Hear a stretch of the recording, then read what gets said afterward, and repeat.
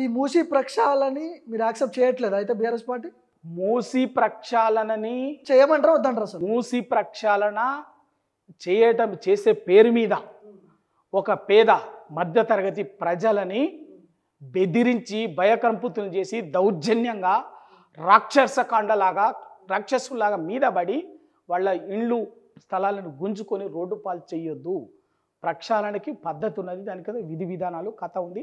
Already KCR గారు ఆ ప్రయత్నం మొదలుపెట్టిండు. అది కొంత ఒక దశ కూడా మొదటి దశ కూడా అయిపోయింది. ఇవాళ రైట్ ఇంకొకటి అడుగుతున్నా, అఖిలపక్ష సమావేశం పెడతాడంట భార్గవ్ గారు. అఖిలపక్ష సమావేశం పెడితే ఇంకొక సలహాలు మీ సూచనలు తప్పనిసరిగా ఇస్తాం. అయితే ఈ సందర్భం భార్గవ్ గారు ఇంకొకటి వినండి. ఒకటేంటంటే రైట్, మీరు మూసి ప్రక్షాళన ఎందుకు అంటే మీరు పేదవాడి ఇంట్లో ఆయన పెద్ద పెద్ద చెప్పిండు కదా, ఇళ్లలో నుంచి వచ్చేటువంటి మురికి నీరు అది ఇది అడ్డమైన డ్రైనేజ్ వచ్చి ఇది అవుతుంది కదా. రైట్, ఓకే, అంతవరకు ఓకే, బాగానే ఉంది. మరి రేపాడ మీరు దాని పేరు మీద మీరు చేయబోతున్నది ఏంటిది? అక్కడికి వచ్చేసి మీరు చేస్తుంది ఏంటిది? అమ్యూజ్మెంట్ పార్కులు వస్తాయి, హోటల్స్ వస్తాయి, మాల్స్ కోసమని వీటి కోసమని పెద్ద పెద్ద వాళ్ళ కోసం సంపన్నుల కోసం తీసుకుంటాం. మరి వాటి నుంచి రేపు రాదా? మురుకు రాదా? అది మురికి కాదా? ఇంకా కూల్చలే డిసైడ్ అవ్వలేదు. అప్పుడే మీరు నిర్మాణాలు చేపడుతున్నారు, అక్కడ హోటల్ పెడుతున్నారు అని మీరు ఎట్లా చెప్తున్నారు? మీరు చెప్తున్నారు కరెక్టే కదా, ఆయన చెప్తుంది కరెక్టే కదా. అది మొదలే పెట్టక ముందు ఇల్లుని ఎట్లా కూలుస్తావు? నీకెవడా హక్కు ఇచ్చిండు? ఏం రాదు? ఈ దేశంలో రాజ్యాంగం లేదా? కోర్టు లేదా? న్యాయం లేదా? ఆదేశిక సూత్రాలు లేవా? మానవ హక్కులు లేవా? ప్రాథమిక హక్కులు లేవా? ఇవన్నీ ఉన్నాయి కదా. వీటన్నిటిని కాదని కూల్చే హక్కు ఇచ్చింది ఎప్పుడు? ఎస్, ఏ ప్రాజెక్ట్ అయినా కూడా ప్రాజెక్ట్ సంబంధించిన డిపిఆర్ ఉంటుంది, దానికి సంబంధించి ఇది ఉంటుంది. దీంట్లో ఇంత నిర్వాసితులు అవుతారు. ఆ నిర్వాసితులను గుర్తిసి వాళ్ళని మోటివేట్ చేసి కౌన్సిలింగ్ చేస్తారు, వాళ్ళకు చేసే సహాయ పునరావాసం చేస్తారు. అయినప్పటికీ కూడా దాంట్లో కొందరు కన్విన్స్ అవుతారు, ఒక పర్సంటేజ్ కానటువంటి వాళ్ళు న్యాయపరంగా కూడా వాళ్ళు ఫైట్ చేసుకునే హక్కు ఉంటుంది. ఏ ప్రాజెక్టు విషయంలోనైనా మీకు తెలుసో తెలియదో, నాగార్జున సాగర్ ప్రాజెక్టు ఎప్పుడు దేశానికి స్వాతంత్రం వచ్చినటువంటి మొదటి పంచవర్ష ప్రణాళిక చెప్పారు. దానికి సంబంధించినటువంటి నిర్వాసితుల సమస్య కూడా ఇంకా న్యాయపరంగా ఈ మధ్యనే ఇంకా కొనసాగినటువంటి సందర్భాన్ని కూడా మనం మర్చిపోతూ అట్లా ఉంటుంది.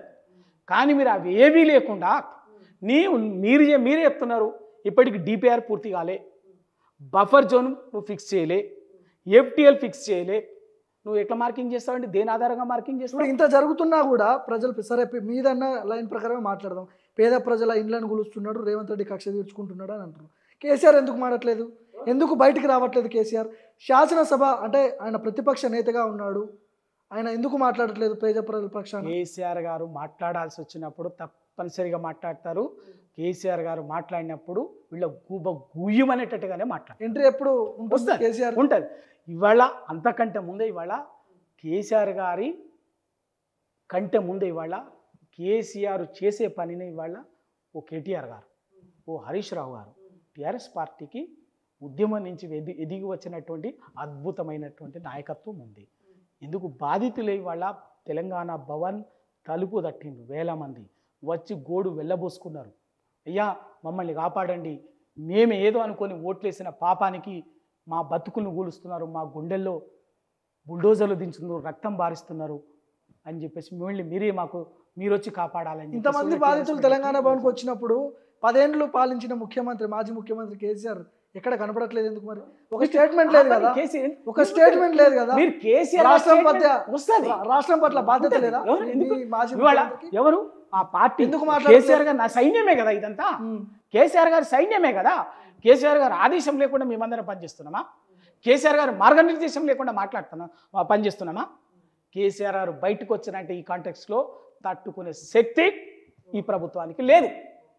ఖచ్చితంగా ఇవాళ ఓ కేటీఆర్ గారు, ఇవాళ బాధితులు హరీష్ రావు గారు, అందరం చైర్మన్లో, మాజీ ఎమ్మెల్యేలం, మాజీ చైర్మన్లం, మాజీ మంత్రులు, ఇవాళ అన్ని ప్రాంతాల బాధితుల దగ్గరికి పోయినాం.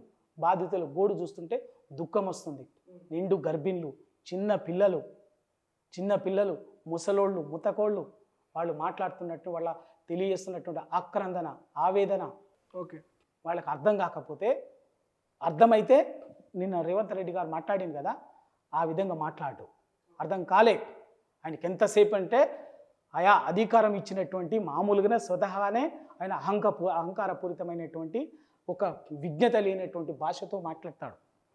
ఇంకా దానికి అధికారం తోడు కావడంతో ఒక అడ్డు అదుపు లేకుండా ఒక ముఖ్యమంత్రి స్థాయిలో మాట్లాడాల్సినటువంటి భాష లేకుండా ఇష్టం వచ్చినట్టు మాట్లాడతాం. ఇప్పుడు జీవితాంతం అదే మురికివాడలో బతకమంటారా రవికుమార్ గౌడ్ మీరు? మేము చెప్పింది ఏంటిది, ఆ. దాన్ని మీరు పునరావాస కేంద్రాలు కల్పిస్తాము, దానికి ఒక పద్ధతి ఉంటది, దానికి ఒక పద్ధతి ఉంటది, దానికి ఒక విధి విధానాలు ఉంటాయి. ఎవరికి డబల్ బెడ్రూమ్ ఇవాళ 300 గజాలు జీవితకాలం 400 గజాలు ఇల్లు కట్టుకున్నటువంటి వాడు దాని కోట్లు ఇల్లు 4-5 కోట్ల విలువ ఉంటుంది, 4-5 కోట్ల విలువ ఉంటుంది దాని విలువ. అటువంటి పోయి డబుల్ బెడ్రూమ్లు ఏమంటే వాళ్ళు చెప్తున్నారు. రేవంత్ రెడ్డి గారు కూడా మరి వాళ్ళ అన్నని పంపించండి ఫస్ట్ అని చెప్తున్నారు. చేయండి, ఆ పని చేయండి. వాళ్ళన్న కూడా మీరన్నటువంటి దాంట్లోనే వచ్చింది కదా, వాళ్ళన్న కూడా ఇల్లు కూల్చేసి డబుల్ బెడ్రూమ్ ఇవ్వండి, పోయి ఉండమని చెప్పండి. అది ఎందుకండి? ఎవరిని మోసం చేయడానికి, ఎవరిని మభ్య పెట్టడానికి? ఇవాళ కేవలం ఇవాళ పేద మధ్యతరగతి ప్రజల్ని టార్గెట్ చేసి సంపన్నులని దోచిపెట్టడం, సంపన్నులకు మూసి సుందరీకరణ పేరు మీద 1,00,000 కోట్లని దోచిపెట్టడానికి తీసుకొచ్చినటువంటి ప్రాజెక్టే తప్ప మీకు నిజంగా మూసి ప్రక్షాళన మీద చిత్తశుద్ధి ఉంటే ఆ మూసి ప్రక్షాళన వల్ల డిస్ప్లేస్ అయ్యేటటువంటి నిర్వాసితులకు అక్కడ పట్ల వాళ్ళకు మీకు అంత మానవీయ దృక్పథం ఉంటే మీరు ఏం చేసి ఉండాలి? మొట్టమొదటగా అక్కడ మీ డిపిఆర్ తయారు చేసి ఎక్కడేమొస్తుంది ఎవరి ఇల్లు ఎఫెక్ట్ అవుతున్నది, దాంట్లో మూసిలో ఇండ్లు కట్టుకున్నటువంటి వాళ్ళు ఎవరు, 2 కాలనీలు ఇవాళ దిల్సుఖ్ నగర్ చైతన్యపుర ఆ ప్రాంతంలో 40 నుంచి 50 సంవత్సరాలుగా కాలనీసు, బ్రహ్మాండమైన కాలనీసు, మారుతి నగరు, న్యూ మారుతి నగరు, నాగేశ్వరరావు నగరు, ఆ పేర్లు నాకు అన్ని పేర్లు తెలియదు. ఆ కాలనీసు ఎవ్వరు వాటిని కబ్జాలు చేసి కట్టుకున్నవి కాదు, వాళ్ళు ఎక్కడో గవర్నమెంట్ భూములు కావు. బాజాప్తా లేఅవుట్లు చేస్తే కూడా పర్మిషన్స్ ఇస్తే మున్సిపాలిటీసు MCH పర్మిషన్స్ ఇస్తే ఇండ్లు కట్టుకున్నారు. ఇవాళ కాదు, 30-40 సంవత్సరాల క్రితం వెల్ డెవలప్డ్ కాలనీస్, స్లమ్స్గా మురికివాడలు కావు అవి, వెల్ డెవలప్డ్ కాల్స్. ఎక్కడ మురికివాడలు ఉన్నాయి? మీరంటున్నట్టు చాదర్ఘాట్ ప్రాంతంలో శంకర్ నగర్, న్యూ శంకర్ నగర్, చాదర్ఘాట్ బస్తీ, ఓల్డ్ మలక్పేట, అవి కొన్ని స్లమ్స్. ఇప్పుడు వాటి వల్లనే కదా మీరు రెండింటిని కలిపి రోడ్ల మీదకి వస్తున్నాయి కదా వర్షాలు, ఇళ్ళకి డ్రైనేజ్ వాటర్ వస్తున్నాయి, చిన్న కబ్జాలే పెద్దగా అయిపోతున్నాయి కదా ఈరోజు. సో దాన్నే ప్రక్షాళన చేస్తామంటారు వాళ్ళు. మీరు చెప్పేది మీరు మీ ప్రక్షాళన పేరు మీద ఎవరిని మీరు దానికి సంబంధించినటువంటిది ఎక్సర్సైజ్ చేయాలి.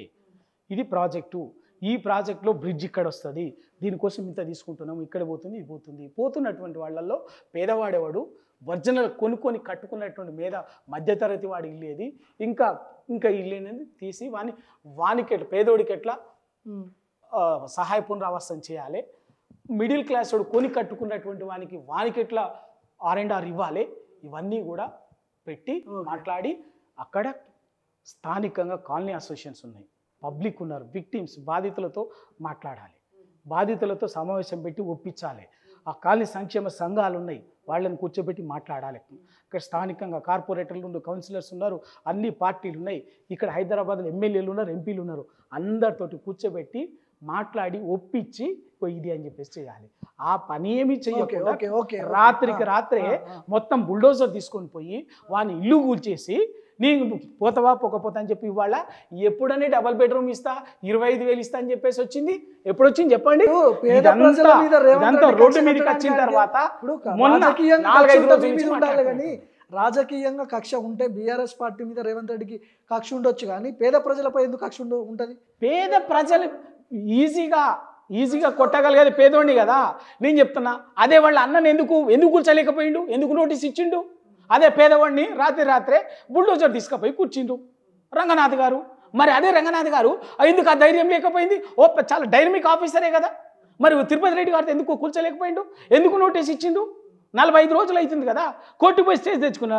పేదవాడికి వాటికి మీరు ఉన్నటువంటి బాధితులలో సగం మందికి వాళ్ళు ఇప్పుడు ఈ మూసీలో మీరు చెప్తున్నటువంటి సగం మందికి అడ్వకేట్ను పెట్టుకొని లీగల్గా కోర్టు మెట్లకి కొట్లాడే ఆర్థిక స్తోమత కూడా లేనటువంటి వాళ్ళు, ఆ చైతన్యం కూడా చైతన్యం లేనటువంటి వాళ్ళు, స్తోమత లేనటువంటి వాళ్ళు, అటువంటి వాళ్ళకి అదే తిరుపతి రెడ్డికి ఏమైంది?